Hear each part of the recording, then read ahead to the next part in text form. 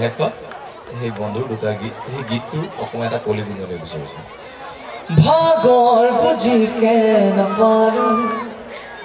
কান্ধত পৃথিৱী দাঙিলো তামাৰ কিৰিলি পাৰিলো হেজাৰ চুপতি মাৰিলো সৰু সৰু সৰু ধিটিঙাৰি সৰু দুষ্টামি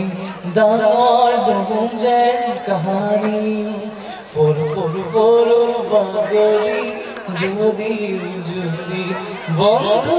ধৰিবা তুমি ধন্যবাদ আপোনাক ডিগ্ৰী লাগে আৰু সঁচা অৰ্থৰ মানুহ যি নিজৰ জন্মস্থায়ীখন বা নিজৰ অঞ্চলটোৰ কাৰণে যাতে কিবা কৰিব পাৰে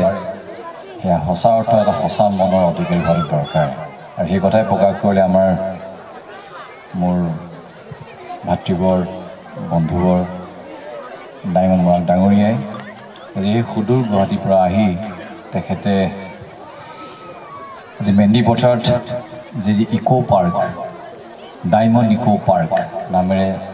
যি পাৰ্কখন খুলি দিছে আৰু এটা খুব সুন্দৰ বাৰ্তা যিহেতু এখন আছে আমাৰ অসম আৰু মেঘালয়ৰ সীমান্তৰ মাজত যিহেতু আমাৰ মেঘালয় আৰু অসমৰ যি ভাতৃত্ব যি বন্ধুত্ব তাতে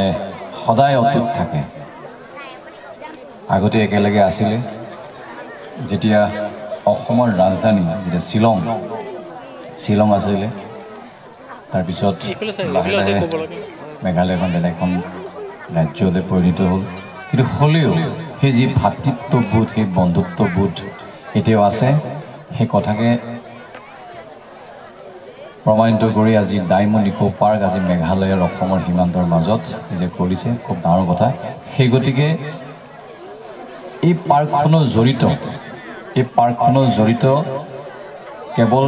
স্বত্বাধিকাৰী নহয় যিমানবিলাক মানুহে ইয়াত কষ্ট ত্যাগ কৰি পাৰ্কখন গঢ়ি উঠিছে আটাইলৈ এটা উমাল হাত চাপি আপোনালোকক বিচাৰিছোঁ ধন্যবাদ কাৰণ 12 চন হ'ব নেকি 2012-13 সেইখিনি সময়ত আশীৰ্বাদ থিয়েটাৰ কৰিবলৈ আহিছিলোঁ তেতিয়া মেণ্ডি পথাৰ নামটো প্ৰথমবাৰৰ কাৰণে শুনিছোঁ মেণ্ডি পথাৰ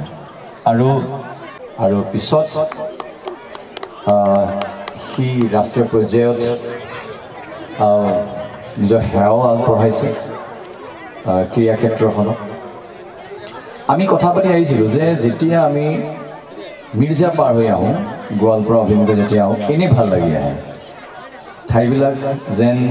খুব ঠাণ্ডা এটা পৰিৱেশৰ মাজেৰে গৈছে আৰু আমিবিলাকো ঠাণ্ডা প্ৰিয় মানুহ ঠাণ্ডা ভাল পাওঁ অলপ আগতে বাইদেৱে কৈছে যে এই ঠাইখন খুব ঠাণ্ডা প্ৰিয় মানুহ আমিও ঠাণ্ডা প্ৰিয় মানুহ বেছি উৎপাত ভাল নাপাওঁ আৰু ঠাণ্ডা গৈ থাকি ভাল লাগে